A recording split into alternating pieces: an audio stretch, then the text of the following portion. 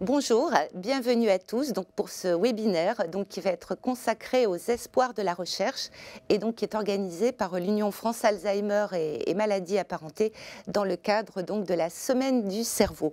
Nous avons le grand plaisir de recevoir pour vous parler de ces espoirs les docteurs Maud Gratuze et Jérôme Brodeau. Bonjour. Le docteur Nicolas Sergent va nous rejoindre dans quelques minutes. Ils vont tous les trois nous présenter leur projet de recherche.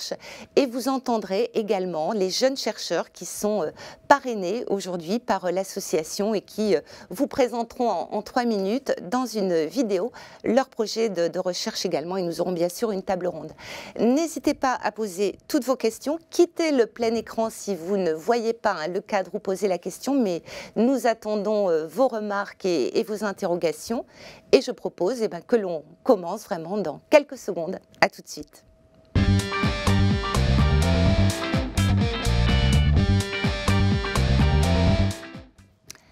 Docteur Maud Gratuze, je me tourne vers vous. Vous êtes chargé de recherche au CNRS, vous êtes basé à Marseille, responsable de l'équipe Synapto et lauréate de l'appel à projet France Alzheimer 2022.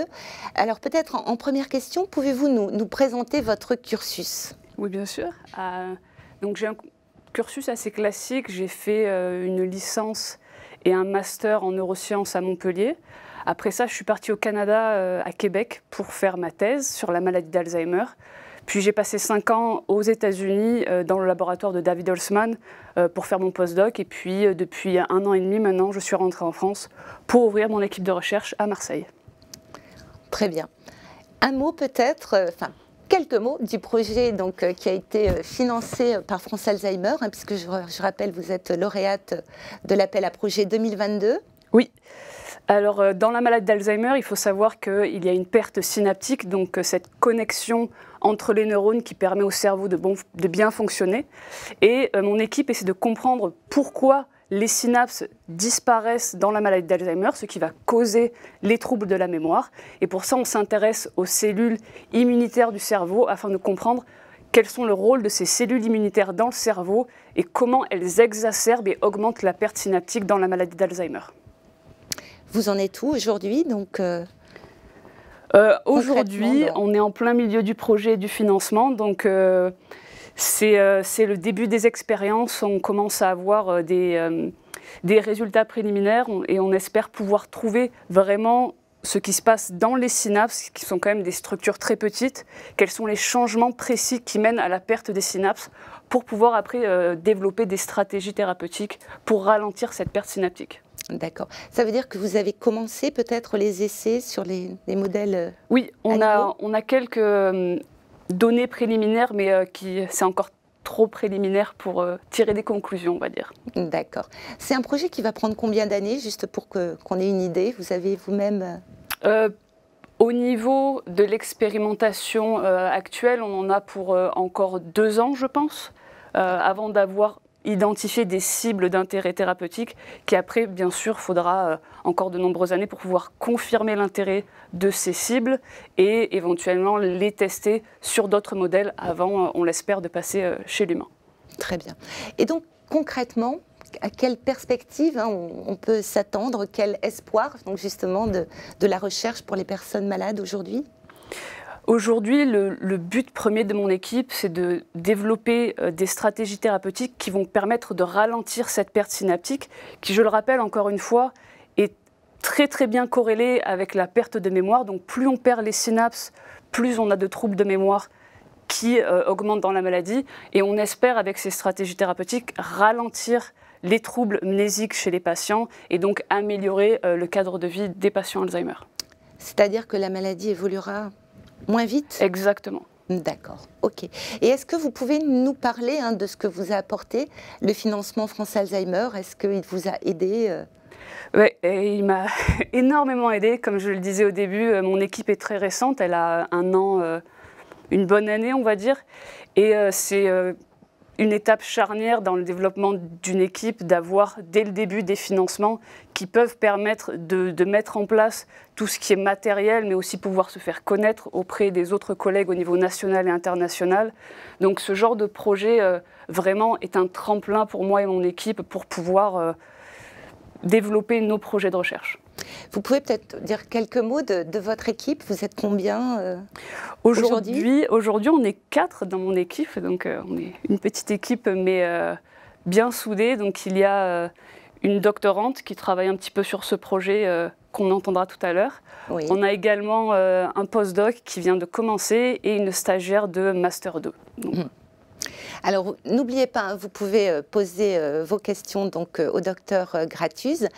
Peut-être, puisque nous avons un petit peu de temps, qu'est-ce qui vous a amené à vous intéresser à la maladie d'Alzheimer?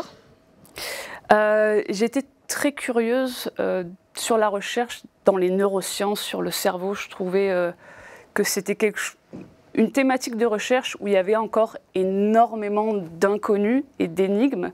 Donc c'est déjà pour ça que je me suis tournée vers les neurosciences.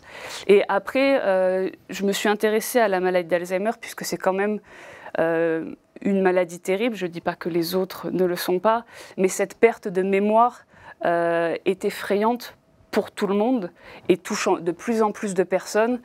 Et jusqu'à très récemment, on n'avait encore aucune solution à proposer aux patients. Donc c'est ça qui m'a poussé l'envie d'explorer cette maladie énigmatique, mais aussi d'aider les patients qui sont touchés par cette maladie. Et donc, et vous avez souhaité donc faire cette recherche en France parce que on l'a entendu hein, dans votre présentation, vous avez beaucoup voyagé, donc vous auriez pu développer un projet aux États-Unis ou au Canada. C'est ça. Donc ça faisait 10 ans que j'étais partie à l'étranger pour pouvoir devenir une meilleure scientifique, pour pouvoir voir ce qui se faisait à l'étranger et apprendre des autres cultures scientifiques, parce qu'il n'y a pas qu'une seule culture scientifique. Et ça m'a beaucoup appris ces 10 années à l'étranger, mais ça me semblait aussi important de revenir en France et de quelque part rendre à la France l'éducation qu'elle m'avait donnée pendant ma licence et mon master. Et c'est pour ça que j'ai décidé de revenir en France pour pouvoir ouvrir mon équipe de recherche. Et j'ai été très bien accueillie, donc je suis très contente, notamment avec le grant de France Alzheimer. Très bien. Et est-ce que vous avez appris peut-être à l'étranger? C'est très différent au niveau des recherches qui peuvent être développées. C'est une autre culture, c'est une autre approche? Oui, c'est une autre mentalité aussi. Au Canada, c'est un peu une mentalité entre la France et les États-Unis, de manière générale, mais également en recherche. Aux États-Unis, il y a beaucoup de fonds qui sont attribués à la recherche, ce qui permet de faire une recherche un peu plus de masse, d'explorer beaucoup plus de pistes. J'ai pu faire des choses que je pense que je ne pourrai jamais faire dans le futur en France pour des questions économiques. Donc je suis extrêmement reconnaissante d'avoir pu faire cette recherche aux États-Unis. Mais aujourd'hui, je suis aussi très contente d'être revenue en France pour pouvoir développer mes propres thématiques de recherche. Et qu'est-ce que vous auriez envie de partager peut-être avec les personnes malades, les proches aidants qui aujourd'hui nous écoutent et qui disent mais la recherche, ça n'avance pas, on n'a toujours pas de traitement, on n'a toujours pas... Voilà, qu'est-ce que vous auriez envie de leur dire? Il y a aujourd'hui des espoirs qui sont réels. Oui. Et puis, mais est-ce qu'il y a suffisamment de moyens, même si France Alzheimer est là aussi pour financer de très beaux programmes de recherche? J'ai envie de leur dire qu'effectivement, il y a de l'espoir puisque de nouvelles thérapies arrivent. Ça a été long. Il faut savoir que la maladie d'Alzheimer est une maladie très complexe. On appelle ça une maladie multifactorielle. Il y a de nombreux facteurs de risque qui augmentent la maladie. Il y a aussi des pathologies différentes qui arrivent dans le cerveau. Donc c'est compliqué de cibler une seule de ces pathologies. C'est vraiment une maladie qu'il faut attaquer de tous les fronts. Et je pense que c'est ce qu'on essaie de faire, chercheurs ensemble, pour pouvoir développer une thérapie complète qui pourra permettre, on l'espère, un jour de traiter cette maladie. Et quels que soient les modes d'expression, parce qu'on constate aussi qu'il y a beaucoup de modes d'expression, il y a des stades de sévérité qui sont très variables d'une personne à une autre, des progressions aussi qui peuvent être variables. Donc là, vraiment, c'est un obstacle pour vous ou pas forcément? En fait, justement, je travaille un peu sur l'un de ces obstacles. Il y a des facteurs de risque génétique. En gros, on a des versions de nos gènes qui peuvent augmenter ou diminuer le risque de développer la maladie d'Alzheimer. Et j'étudie l'un de ces facteurs de risque qui est le plus important. Il faut savoir que ce facteur de risque, on le retrouve dans à peu près la moitié des cas d'Alzheimer, alors qu'il est que dans 14% de la population. Et ce facteur de risque empêche beaucoup de décès cliniques, puisque justement, vu qu'il augmente beaucoup le risque de maladie d'Alzheimer, en général, on le met un peu de côté et j'essaie de comprendre pourquoi et comment essayer de travailler avec ce facteur de risque pour pouvoir traiter tout le monde dans la maladie d'Alzheimer. Très bien. Alors nous avons une première question. Quelle est l'hypothèse, vraiment par rapport à votre projet de recherche, quelle est l'hypothèse de l'impact des microglies sur la perte synaptique dans la maladie d'Alzheimer ? C'est une excellente question. Alors, les microglies, c'est les cellules immunitaires du cerveau. Il faut savoir que le cerveau est très protégé de la périphérie parce qu'il ne faut pas qu'il y ait d'attaque de ce qui se passe en périphérie. Donc, il y a ce qu'on appelle la barrière hémato-encéphalique qui va protéger tout le cerveau du reste du corps. Donc, le cerveau a son propre système immunitaire, dont les microglies, qui sont un peu les macrophages, donc ces cellules qui vont aller manger tous les intrus dans le cerveau. Et une des hypothèses de mon laboratoire, c'est que les microglies vont perdre un peu le contrôle dans la maladie d'Alzheimer de par les pathologies qui arrivent et vont se mettre à manger les synapses. Et à cause de ça, on va avoir plus de pertes synaptiques que prévu et donc plus de pertes de mémoire. Donc ça, c'est une des hypothèses de mon équipe. On essaie aussi de voir comment les microglies peuvent impacter sur d'autres types cellulaires qu'on appelle les astrocytes, qui sont un peu les mères nourricières des neurones et qui s'occupent vraiment de récupérer les déchets des neurones, mais aussi leur donner à manger et de prendre soin de ces fameuses synapses. Et on sait aujourd'hui que les microglies peuvent envoyer des signaux aux astrocytes qui vont changer leur mode de fonctionnement.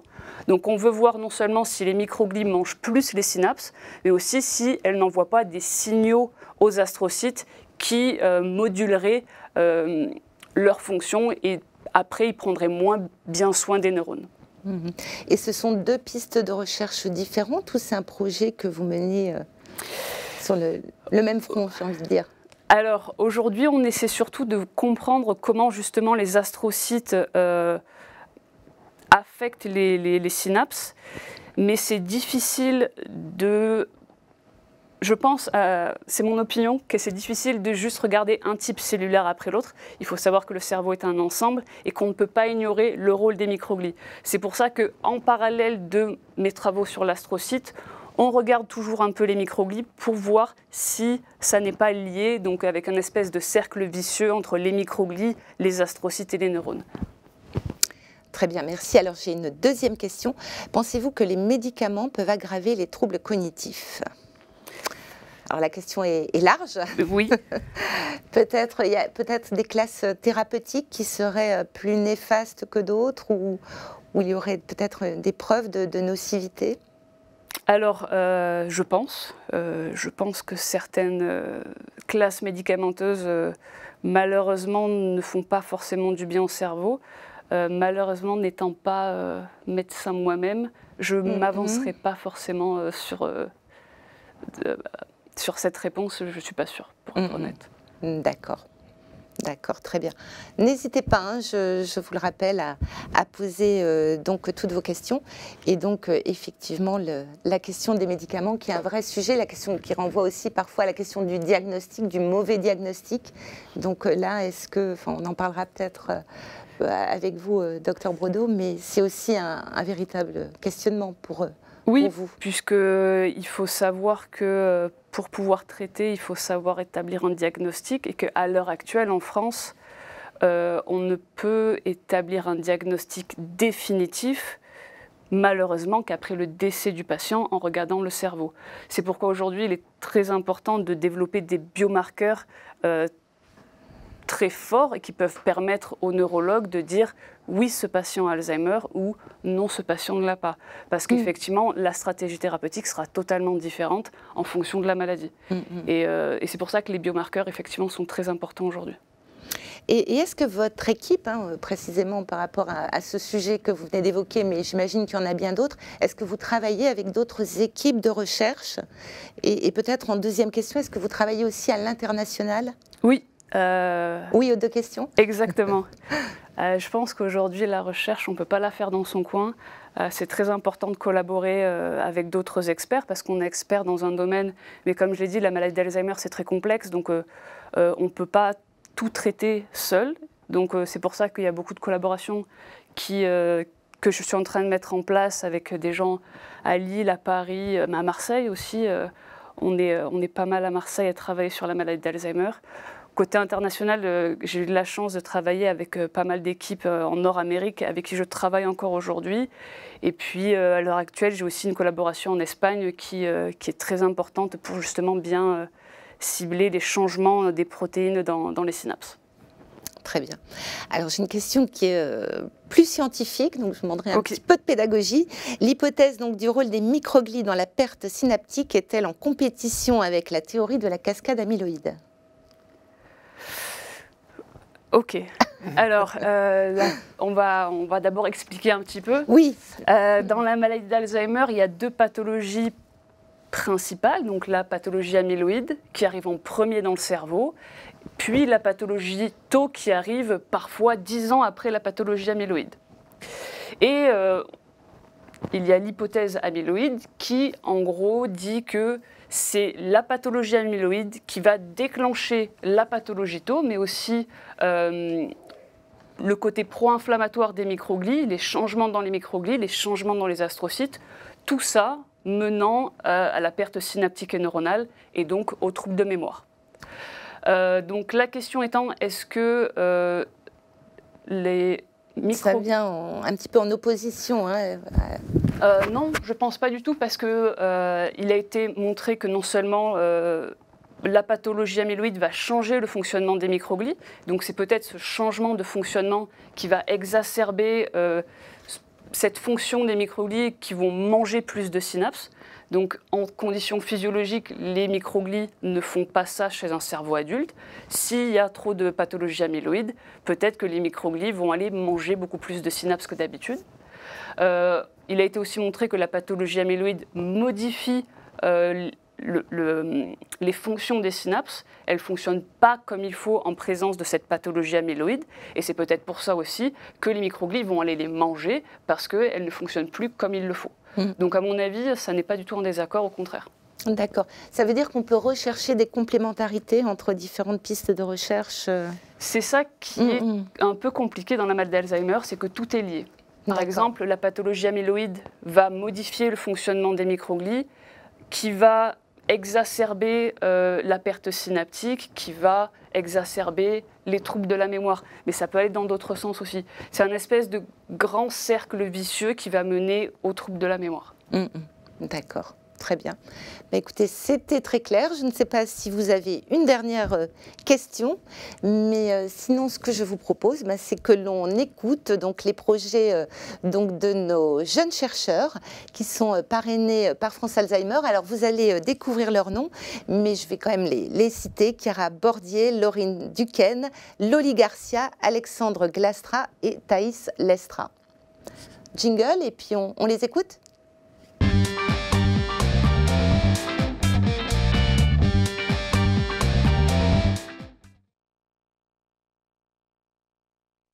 Bonjour à tous, je m'appelle Chiara Bordier et j'ai été choisie en tant que lauréate pour le programme Parrainage jeunes chercheurs de France Alzheimer et aujourd'hui j'aimerais bien vous présenter mon projet de thèse. La maladie d'Alzheimer est la forme la plus fréquente de démence qui affecte la mémoire, la pensée et le comportement. Deux changements pathologiques microscopiques surviennent. Les plaques amyloïdes constituées de dépôts de bêta-amyloïdes qui s'accumulent entre les neurones et les enchevêtrements neurofibrillaires formés par un amas de protéines appelées tau s'accumulant à l'intérieur des neurones. Ces agrégations entraînent une perte de connexion nerveuse appelée synapse, perturbant ainsi la communication entre les neurones et finalement causant leur mort, ce qui provoque une réduction du volume cérébral et une perte de mémoire. L'âge est le principal facteur de risque d'Alzheimer, mais il existe aussi une part génétique importante qui augmente le risque de développer la maladie. Le principal facteur de risque génétique provient d'une version du gène APOE connue sous le nom APOE4.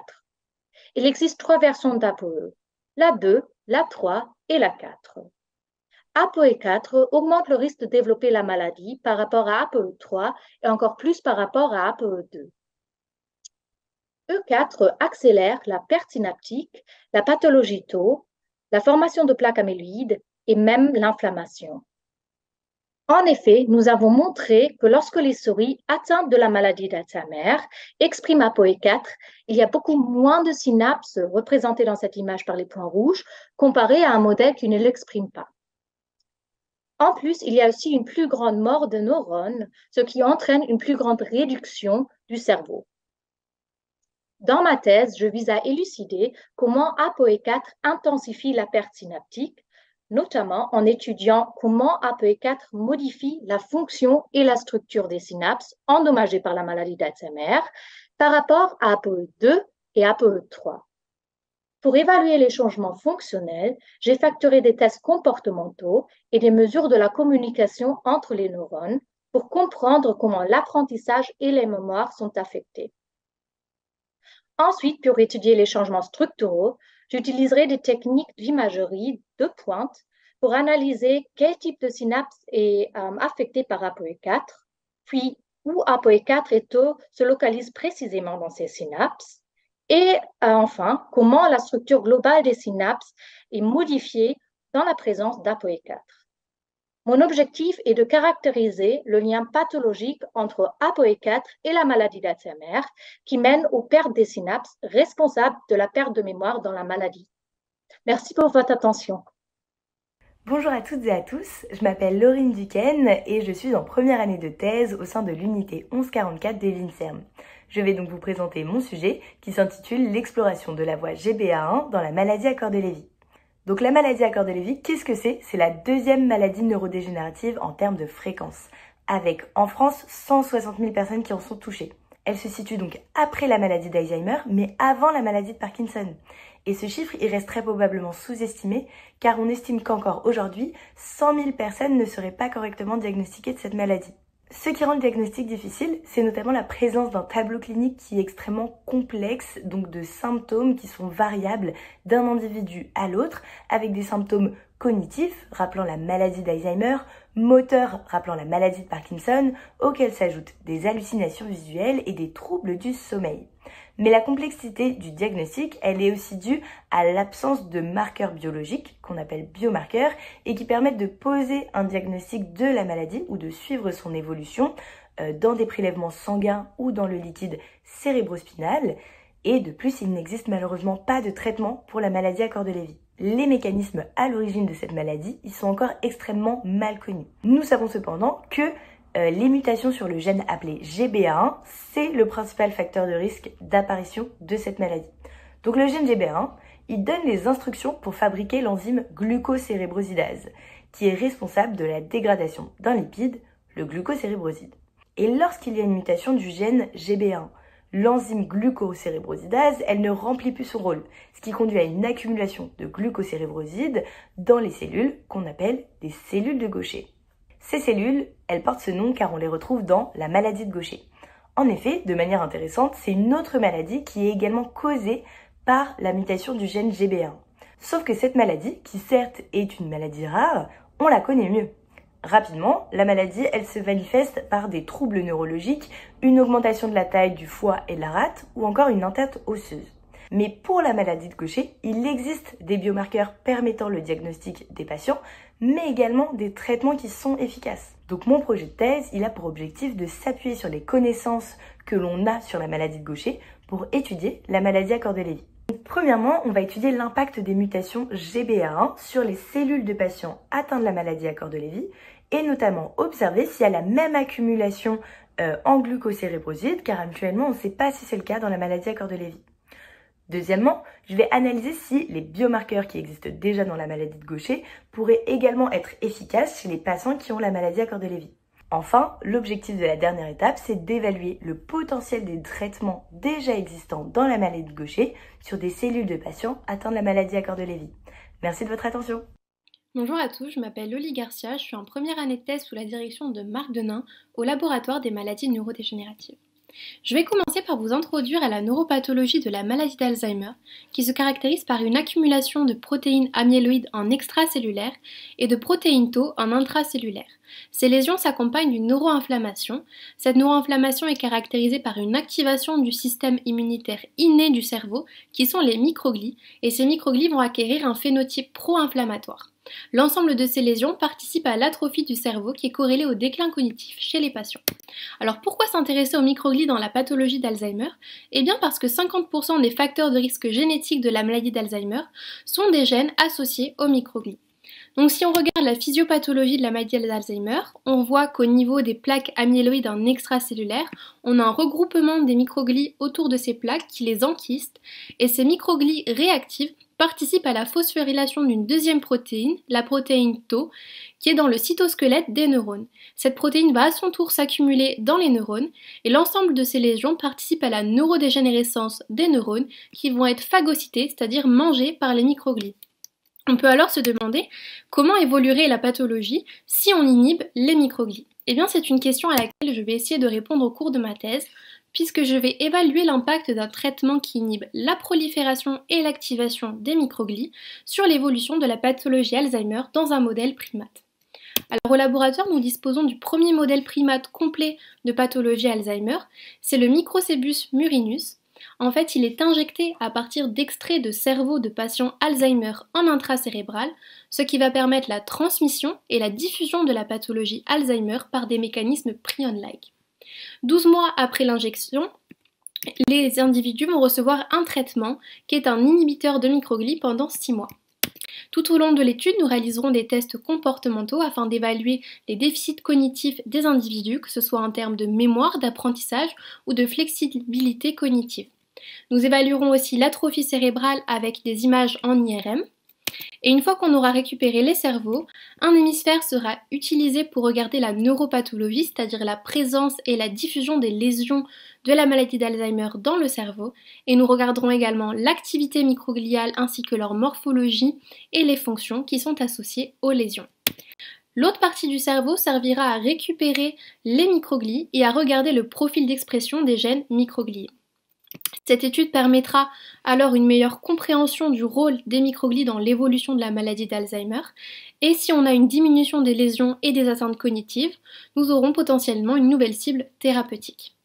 Je vous remercie pour votre attention. Bonjour à tous, je m'appelle Alexandre Glastra, je viens de commencer ma première année de doctorat au Centre de recherche Saint-Antoine, dans l'équipe Système immunitaire et neuroinflammation, et je suis très heureux de pouvoir vous présenter mon projet de thèse aujourd'hui, s'intitulant La vaccination tolérogène comme immunothérapie innovante ciblant les lymphocytes T dans la maladie d'Alzheimer. Alors, cette maladie est caractérisée par une importante composante neuroinflammatoire, médiée tout d'abord par des cellules résidentes du cerveau, que l'on appelle les cellules de la microglie et les astrocytes. Ces cellules jouent un rôle complexe au cours de la maladie, avec des effets à la fois bénéfiques et délétères. En plus de ces cellules résidentes du cerveau, on sait désormais qu'il y a des cellules immunitaires présentes en périphérie, c'est-à-dire au-delà des barrières du système nerveux central, qui jouent un rôle important au cours de la pathologie, et c'est le cas notamment de cellules qu'on appelle les lymphocytes T. Au laboratoire, nous nous sommes intéressés plus particulièrement à l'un des versants de la maladie d'Alzheimer, qui est la pathologie tau. Alors cette protéine tau va engendrer de l'inflammation au niveau du cerveau, mais elle va également participer à l'établissement d'un contexte pathologique dans les ganglions drainant le cerveau, et ce sera caractérisé par l'activation de lymphocytes T. Ces lymphocytes T, une fois activés, pourront migrer dans le cerveau et exerceront des effets délétères et accéléreront le déclin cognitif. Parallèlement, ce qu'on a montré au laboratoire, dans un modèle animal de pathologie tau, dit de tauopathie, qu'on appelle le modèle Taito 22, c'est que l'amplification d'un autre sous-type de lymphocyte T, ayant des propriétés régulatrices et des effets bénéfiques, permet de ralentir le déclin cognitif. C'est ce que je vous montre sur ce graphe ici, où on a mesuré la mémoire et l'apprentissage spatial des souris. Et donc les souris atteintes de tauopathie, ayant eu une amplification des lymphocytes T dits bénéfiques, présentent des fonctions cognitives semblables à des souris non malades. Parallèlement, ces souris présentent également une réduction de la neuroinflammation. L'ensemble de ces données préliminaires appuie le potentiel thérapeutique pour développer une immunothérapie vaccinale permettant d'inhiber les réponses lymphocytaires T néfastes que l'on observe dans des contextes de toopathie. Mon projet de thèse visera donc à repartir de ce même modèle dont je vous ai parlé précédemment, le modèle Taito22, qui présente une accumulation de la protéine Tau aux alentours de 3 mois d'âge et donc une pathologie liée à cette protéine, et des déficits cognitifs aux alentours de 9 mois d'âge, et de développer ce qu'on appelle un vaccin tolérogène, permettant d'une part de bloquer l'action de lymphocytes T dits délétères, et d'autre part d'amplifier l'action de lymphocytes T bénéfiques. Le premier acte de mon projet visera à tester différents candidats vaccins in vitro, et une fois le meilleur candidat vaccin identifié, nous vaccinerons des souris Taito22 à des stades précoces de la pathologie, c'est-à-dire entre 2 et 3 mois d'âge, et à 9 mois, au moment où le déclin cognitif est censé apparaître, nous évaluerons différents paramètres comme les capacités cognitives des souris via des tests de comportement, mais nous quantifierons également la neuroinflammation dans le cerveau et l'évolution du dépôt de protéines Tau. Et enfin, nous évaluerons l'effet de notre thérapie sur les différents compartiments immunitaires présents dans le cerveau afin de décortiquer les mécanismes induits par notre vaccination tolérogène. Je vous remercie de votre attention. Bonjour à tous, je m'appelle Thaïs et j'ai eu l'honneur d'être sélectionnée pour l'action de parrainage Jeunes chercheurs qui est proposée par France Alzheimer. Et je vais donc aujourd'hui vous présenter mon projet de thèse. Celui-ci est basé sur la maladie d'Alzheimer qui, comme vous le savez, est une maladie neurodégénérative qui manque malheureusement de traitements efficaces aujourd'hui. Et ceci est partiellement dû à un manque de cibles thérapeutiques car le fonctionnement de la maladie reste encore pas assez bien compris. C'est dans ce contexte que je m'intéresse à une protéine appelée MT5. Mon équipe a démontré qu'elle joue un rôle important dans la pathogénèse de la maladie d'Alzheimer, ce qui en fait une nouvelle cible thérapeutique potentielle. Afin d'évaluer son rôle dans la maladie d'Alzheimer, ils ont éliminé complètement cette protéine dans un modèle précoce de la maladie. Et à ce moment-là, on peut observer une amélioration de la mémoire, ainsi qu'une réduction des signes pathologiques, tels que la présence des plaques séniles, que vous pouvez observer ici sous forme de points rouges, et qui sont très nombreux dans le cerveau d'une souris malade. En dessous, vous avez le cerveau d'une souris malade à qui on a enlevé MT5 et qui a donc une réduction drastique du nombre de plaques. Pour mieux comprendre le mode d'action de MT5, mon équipe a généré des versions génétiquement modifiées de cette protéine et il s'est avéré que certaines de ces modifications réduisent les marqueurs de la pathologie dans un modèle cellulaire très simple. Donc, afin de valider cette stratégie thérapeutique préclinique, l'objectif de mon projet de thèse est d'évaluer l'impact de ces versions modifiées de MT5 dans des modèles expérimentaux plus physiologiques. Donc, tout d'abord, dans ces souris modèles précoces de la maladie dont nous avons parlé tout à l'heure, mais aussi dans des cultures de cellules neuronales venant de ces souris, afin d'étudier plus finement les mécanismes pathologiques sous-jacents. Et enfin, pour se rapprocher un peu plus de l'humain, je voudrais aussi utiliser des cellules neuronales humaines reprogrammées à partir de cellules de peau de patients souffrant de la maladie d'Alzheimer. Pour identifier l'effet de ces versions modifiées, je vais étudier plusieurs marqueurs de la maladie, dont l'accumulation des plaques séniles et des protéines toxiques dans le cerveau, ainsi que l'inflammation par le biais de biologie cellulaire et de biochimie. Et ces résultats seront ensuite visualisés grâce à des microscopes ultra performants qui nous permettent de voir des structures cellulaires très petites avec une très grande clarté, comme ici. Je voudrais aussi évaluer l'effet de ces versions modifiées sur les fonctions cognitives de mon modèle murin en faisant des tests comportementaux. Et enfin, je voudrais également évaluer l'effet de ces versions modifiées sur l'activité des neurones malades en réalisant des études électrophysiologiques.